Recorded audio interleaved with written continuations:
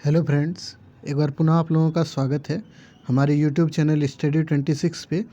और बच्चों, आज हम लोग पाटलिपुत्रा यूनिवर्सिटी जिनका एग्ज़ाम आज हुआ है उनके पेपर को देखेंगे, क्वेश्चन पेपर को, यानी 2023 जो फर्स्ट सेमेस्टर का एग्ज़ाम हुआ है पाटलिपुत्रा यूनिवर्सिटी के बच्चों का इतिहास विषय का, तो उनके क्वेश्चन पेपर को देखेंगे और यह भी देखेंगे कि हमने जो पढ़ाया उसमें से कितना आया। तो चलिए उन चीज़ों को देखते हैं हम लोग। पाटलिपुत्रा यूनिवर्सिटी और आने वाले जो भी यूनिवर्सिटी में एग्ज़ाम होने वाली है एमजेसी पेपर की, इतिहास विषय की, तो इसी रणनीति के साथ आप पढ़ लीजिएगा ताकि आपको पता चले कि कैसे क्वेश्चन का पैटर्न है और कैसे पूछा जा रहा है। तो उन चीज़ों को देखते हुए हम लोग देखते हैं। पहला क्वेश्चन आपके सामने था, ऑब्जेक्टिव था, जो कि 10 क्वेश्चन ऑब्जेक्टिव था, 2-2 नंबर का था, और ये भी 20 नंबर का था, और सेक्शन ए में ऑब्जेक्टिव ही था। ठीक है, तो इस बात को ध्यान में रखिएगा। तो ये आपसे पहला क्वेश्चन कर रहा है कि प्राचीन भारत में इतिहास के स्रोत को निम्नलिखित भागों में बांटा गया है। यानी कि ये बोल रहा था कि प्राचीन भारत के अध्ययन के लिए जो स्रोत होते हैं वो क्या भाग में बटा हुआ है। ऑप्शन ए है 6, ऑप्शन बी है 2, ऑप्शन सी है 4, ऑप्शन डी है 5। यानी इसमें 2 जो है ना वही होगा, साहित्यिक और पुरातात्विक स्रोत हमने बताया था। और अगर ऑप्शन 3 रहता ना तो 3 करना था, चूँकि विदेशी स्रोत भी होता है, लेकिन आपके पास ऑप्शन 2 ही था तो 2 करते आप, तो ये आपका सही होता। दूसरा क्वेश्चन है कि पुराणों की संख्या कितनी है, तो ये तो 18 है, इसमें कोई ऑप्शन की ज़रूरत नहीं है, इसको कराए भी हैं। और पिछले वीडियो में हमने तो कल का जो वीडियो डाले थे मैराथन, उससे सब क्वेश्चन उसी से लड़ गया है। देखिएगा अभी यह तो पुराण वाला तो कल हम बताए थे, और आप ये बताइएगा कि उप पुराण की संख्या कितनी है, यह भी हम कल बताए थे। तो जिनका एग्ज़ाम नहीं हुआ है तो वो उप पुराण की संख्या भी याद रखिएगा। उसके बाद देखिए तीसरा क्वेश्चन ऑब्जेक्टिव में था इनका कि सिद्धांत शिरोमणि पुस्तक के लेखक कौन है, तो भास्कराचार्य। इसका सही होगा भास्कराचार्य, जो कि कल के वीडियो में भी बताए थे, जो कि हमने कल जो वीडियो कराया है ना उससे 8 क्वेश्चन लड़ा हुआ है कल के मैराथन से। आप देख लीजिए वीडियो जाके, और यही अभी उत्तर बता रहे हैं, इससे मिला लीजिएगा। उसके बाद चौथा क्वेश्चन है कि आर्यभट्ट का जन्म कब हुआ था, तो 476 ईस्वी में हुआ था। और कहाँ हुआ था? कुसुमपुर। तो देखिए इसके लिए हमने किताब का भी रख दिया है यहाँ पे, ताकि आप कल को ये ना बोलें कि सर कहाँ था। तो देख लीजिए इसमें लिखा हुआ है कि आर्यभट्ट का जन्म, उनकी पुस्तक आर्यभट्टियम जो है उसके अनुसार 476 ईस्वी में कुसुमपुर, जो कि वर्तमान में पटना है, वहाँ पे हुआ था। ठीक है, इस बात को ध्यान में रखिएगा, आर्यभट्ट वाला। चलिए अगले प्रश्न को आप देख लीजिए आप। 5वां क्वेश्चन है, इतिहास का प्राचीनतम उल्लेख किस वेद में हुआ है। यानी इतिहास शब्द का उल्लेख किस वेद में हुआ है। देखिए इतिहास शब्द की विशेषता बताता अथर्ववेद में भी बताया गया है कि एक धनुष को जिस तरह हम लोग खींचते हैं तो उससे जो वान निकलता है, यानी तीर जो निकलता है, वो कितना दूर तक जाता है, इसके बारे में हम लोग जान पाते हैं। लेकिन अगर इतिहास को जानना है तो हम, मतलब कि हमको अपने अतीत को जानना है, तो हमें इतिहास पढ़ना होगा। यानी इतिहास की महत्ता को बताया गया किस में? अथर्ववेद में। लेकिन इतिहास शब्द की सबसे पहली बार चर्चा की गई है ऋग्वेद में। तो ये दोनों ही बातें याद रखिएगा आप। उसके बाद आ जाइए अगले प्रश्न को देख लीजिए आप कि अगला प्रश्न क्या है। रामायण के लेखक कौन है, यानी रामायण की रचना किसके द्वारा की गई, तो वाल्मीकि की रामायण है।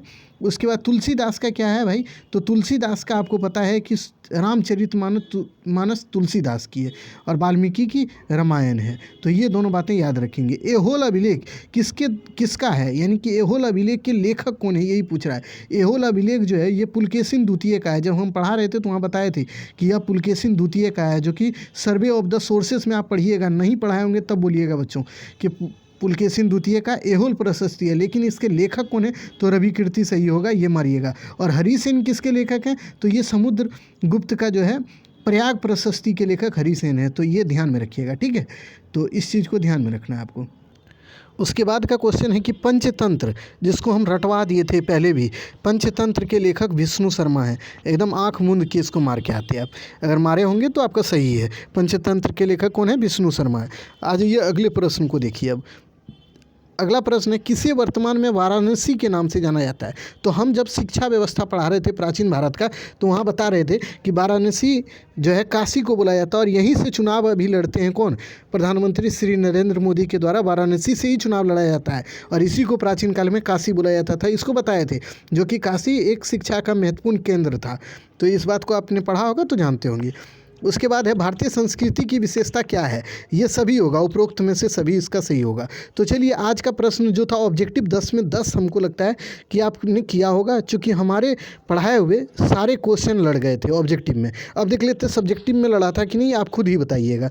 शॉर्ट आंसर क्वेश्चन देखिए, इसमें 4 क्वेश्चन का आंसर देना था और प्रत्येक क्वेश्चन 5-5 नंबर का था, यानी 20 नंबर का। तो देखिए इसमें पहला है कि उपनिषद क्या है, उपनिषद किसे कहते हैं। तो हमने बताया था वेद, वेदांग, आरण्यक, उपनिषद हम आपको बताए थे कि उपनिषद कौन कौन है, नहीं है, क्या है, ये सब की चर्चा हमने किया था। तो उपनिषद एक हो गया। दूसरा है, ये बोल रहा है कि बौद्ध दर्शन पर प्रकाश डालें। तो इसको भी हमने दर्शन जब पढ़ा रहा था, धर्म और दर्शन, तो वहाँ इसकी चर्चा हम किए थे। बौद्ध दर्शन के बारे में आप ध्यान रखने के लिए हम आपको बताए भी थे कि ये वेद की सत्ता को नहीं मानता है, ये वेद की सत्ता को अस्वीकृत करता है, और इन तमाम चीज़ों की चर्चा हम वहाँ किए थे। उसके बाद एक क्वेश्चन है जो कि अगर नहीं भी बनाए होंगे तो कोई दिक्कत नहीं है, प्रशासन से आप क्या समझते हैं, यानी एडमिनिस्ट्रेशन किसको कहते हैं। तो ये क्वेश्चन जो है ना, ये मेनली होता है क्या जानते हैं, ये एडमिनिस्ट्रेशन में पूछना ये था ना, इसको ग्राम प्रशासन या जनपद वाली बातें, लेकिन इसने इसको अलग ढंग से पूछ दिया। उसके बाद क्वेश्चन है कि आयुर्वेद यानी कि जो चिकित्सा शास्त्र है उसके बारे में इसने पूछा था एक क्वेश्चन। तो इसके बारे में चिकित्सा शास्त्र आप देख लीजिए, प्लेलिस्ट में हम पढ़ाए हुए हैं अलग से, तो उसको भी आप देख सकते हैं कि वहाँ पढ़ाए हैं कि नहीं, आप खुद ही देख लीजिए। उसके बाद एक क्वेश्चन पूछा था कि ये भौतिकवाद क्या है, जो कि कोई नहीं पढ़ाया होगा। भौतिकवाद जो दर्शन आप पढ़िएगा ना, तो एक होता है भौतिकवाद, एक होता है जीववाद, एक होता है आत्मावाद, ये सब होता है वहाँ। तो इसको हम नहीं पढ़ाए थे, चूँकि उतना डिटेल हम नहीं गए थे और हमको भी विश्वास था कि नहीं पूछेगा, लेकिन पूछ दिया था। तब भी आपको 4 क्वेश्चन यहाँ पे हमने जो बताया था वो एज इट इज आया हुआ था, जिसको आप कर सकते थे, जो कि आपका आसान था। अब आ जाइए दीर्घ उत्तरीय question, long answer type question में।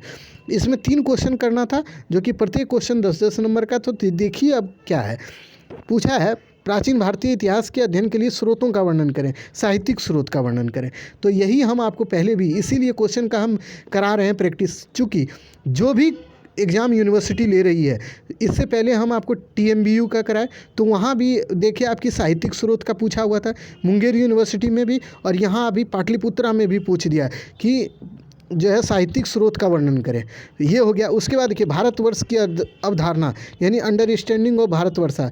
सबसे ज़्यादा मेरे यूट्यूब चैनल पर सबसे ज़्यादा वीडियो जो चला है ना, यही चला है, भारतवर्ष की अवधारणा। तो इसके लिए तो हम कहेंगे ही नहीं कि हम आपको किए कि नहीं किए। और सर्वे ऑफ द सोर्सेस पढ़े होंगे तो वहाँ साहित्यिक स्रोत हम पढ़ाए थे। तो ये दोनों ही क्वेश्चन खत्म हो गया आपका लॉन्ग में। उसके बाद देखिए प्राचीन भारत में शिक्षा व्यवस्था, ये तो पढ़ाए ही हैं, आप देखे ही होंगे। वसुधैव कुटुंबकम की अवधारणा का वर्णन करें, यह भी क्वेश्चन हमारे यूट्यूब पर आप सर्च कीजिए, यूट्यूब पर सबसे पहले आएगा वसुधैव कुटुंबकम मेरे चैनल का। उसके बाद देखिए मौर्यकालीन आर्थिक स्थिति का वर्णन करें, इसको हम नहीं पढ़ाए थे, आर्थिक स्थिति वैदिक काल तक ही पढ़ा पाए थे। लेकिन ये जो अगर आप वसुधैव कुटुंबकम या शिक्षा व्यवस्था प्राचीन भारत की, या फिर अंडरस्टैंडिंग ऑफ भारतवर्ष यानी कि कंसेप्ट ऑफ भारतवर्ष यानी कि भारतवर्ष की अवधारणा को बना दिए होंगे और साहित्यिक स्रोत बना दिए, तो 4 क्वेश्चन आपसे बन रहा था 5 क्वेश्चन में, तो आपको लिखना 3 ही था। तो 4 क्वेश्चन आप जानते होंगे, तो 3 का तो आप आराम से लिख दिए होंगे। यानी सीधा मतलब है कि आपने अगर हमारे YouTube चैनल को फॉलो किया होगा तो सारे के सारे क्वेश्चन आपके बन गए होंगे। नहीं बने होंगे तो ये आपकी गलती है, चूँकि हमने सारा चीज़ पढ़ाया हुआ था। एक भी बाहर था तो आप खुद ही कमेंट करके बताइए, अगर आप रेगुलर व्यूवर होंगे तो। ठीक है, तो चलिए फिर मिलते हैं अगले वीडियो में, तब तक के लिए धन्यवाद।